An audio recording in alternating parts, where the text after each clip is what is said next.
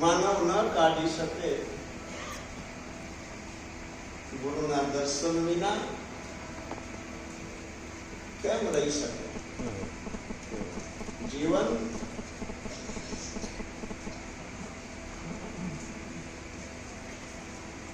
પૂર્વ પ્રારબ્ધના આધારે સુખ દુઃખની ગ્રંથિમાં કડવા અને મીઠા મેવા લેવા માટે આ જગતમાં જયારે આપણે આવ્યા હોય ત્યારે કર્મની રેખમાં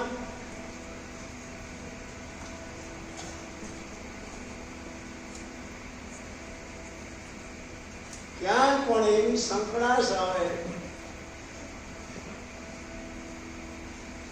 આપણે એને છોડી શકતા નથી. આવા ઉત્તમ અવસરને આપ સૌ યાદ રાખી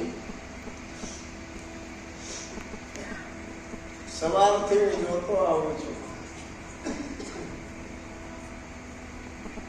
હરેકના ચહેરા જાણીતા હોય અજાણા હોય, શિષ્ય પરિવાર હોય અથવા દર્શનાર્થી હોય, સવારથી દરેકને અત્યાર સુધી મેં જોયા છે બધાના ચહેરા એકદમ ખુશી.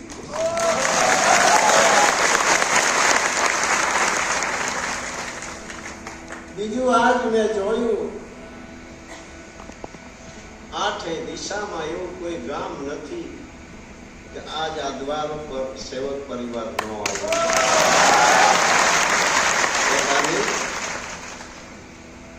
કદાચ 2-5 વ્યક્તિ પોતાની કોઈ અવસ્થાને લઈ અગવડને લઈ નહીં આવી શક્યા, પણ મારું પૂરું ધ્યાન હતું.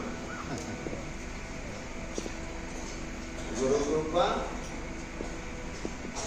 આને કહેવાય. વર્તમાન સત્ય છે. આપણે જેને મહાન માનીએ છીએ, જેની છત્ર છાયામાં છીએ,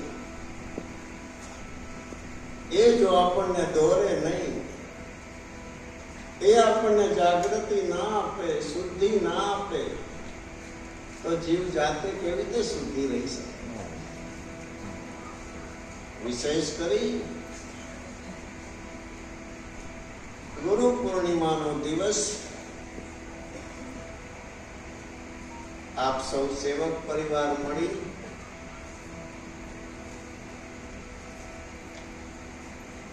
ખૂબ દીપાયોશથી વિશેષ કરી આપ સૌને ખૂબ ખૂબ ધન્યવાદ.